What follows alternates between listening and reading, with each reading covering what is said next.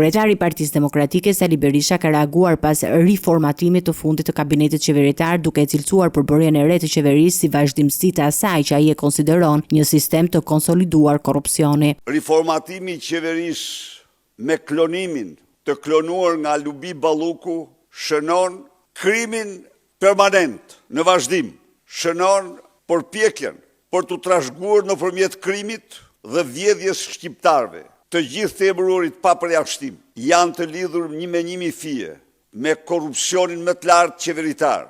Kanë firmat e tyre në aferat e mëdha korruptive të vendit në fushën e infrastrukturës, në fushën e energjisë dhe në fusha tjera. Duke komentuar ceremoninë e betimit të ministrave të rinj në presidencë, kreu i demokratëve cilësoi si një nga më qesharakët.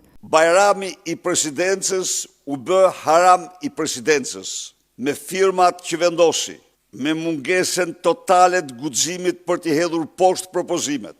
Ai u bë pjesë e një krimi permanent të vazhdueshëm. Berisha u ndal edhe te protesta e opozitës, duke theksuar se ata nuk janë të lidhur me çështje të veçanta apo vendime të saktuara politike. Sipas tij, qëllimi kryesor i protestave është largimi i kryeministrit Edi Rama nga drejtimi i qeverisë. Protesta ka vetëm një qëllim, largimin e Edi Ramës.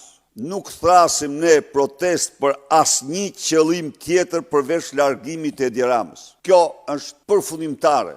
Në deklaratën e tij, Berisha komentoi gjithashtu edhe tensionet e fundit në kuvend, përfshirë përplasjen verbale mes kryetarit të grupit parlamentar të Partisë Socialiste Tauland Balla dhe deputetes së Partisë Demokratike Albana Vokshi. Tauland Balla, një kriminal i damkosur. Për sa i përket gjuhës tij, është gjuha që i shkon atij. Ajo është gjuhë e njeriu që nuk ka asnjë normë morale, asnjë normë shoqërore, asnjë normë ligjore, është një kriminal peng i krimit i aftë të zbatojë. Por ai ka zbatuar dje porosinë direkte të Edi Ramës. Ne kemi të dhëna dhe do hetojmë se ajo porosi, se ajo çka tha Tauland Balla është bërë në përputhje me porosinë e Edi Ramës ndaj dëshkimeve të njëpasnjëshme që ka marrë dhe do marrë nga komuniteti ndërkombëtar.